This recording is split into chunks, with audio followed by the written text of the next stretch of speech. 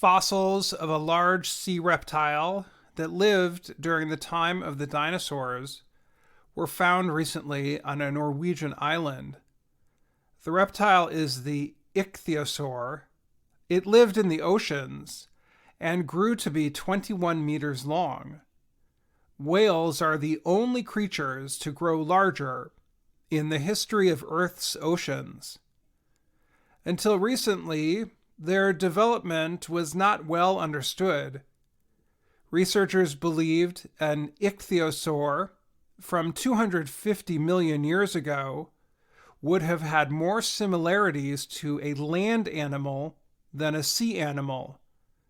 However, the discovery of a fossil from that long ago shows a smaller but well-adapted sea animal. Researchers found the fossil on an Arctic Norwegian island called Spitsbergen. The reptile lived about 2 million years after a large volcanic eruption that killed 90% of the Earth's species. The 11 tail vertebrae show that the animal was about 3 meters long, making it one of the time's top predators. Benjamin Keir was the lead writer of the research paper. He is a curator at Uppsala University's Museum of Evolution in Sweden.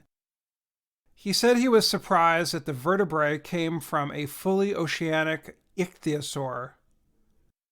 Keir went on to say that the discovery changes the researchers' sense of when the animals transitioned from land to water. He thinks those relatives lived before the eruption that killed many of the Earth's animals. They survived and continued living during the time of the dinosaurs, which came later. The fossils were found in an Arctic area where polar bears and beluga whales live today. But millions of years ago, the land in the area was covered with water. When many species died, it changed the order of the food chain. As a result, the early ichthyosaur rose to the top and survived for millions of years. Many ichthyosaurs looked like dolphins. Some were similar to whales. The largest ichthyosaurs were about 21 meters long. They ate fish and squid. Until now, the oldest member of the ichthyosaur group was a 40-centimeter creature that lived about 248 million years ago in what is now China. What this means, Keir said, is that researchers may someday discover the animal that they call the mysterious walking ichthyosaur, which is even older. Keir said he is excited to start looking.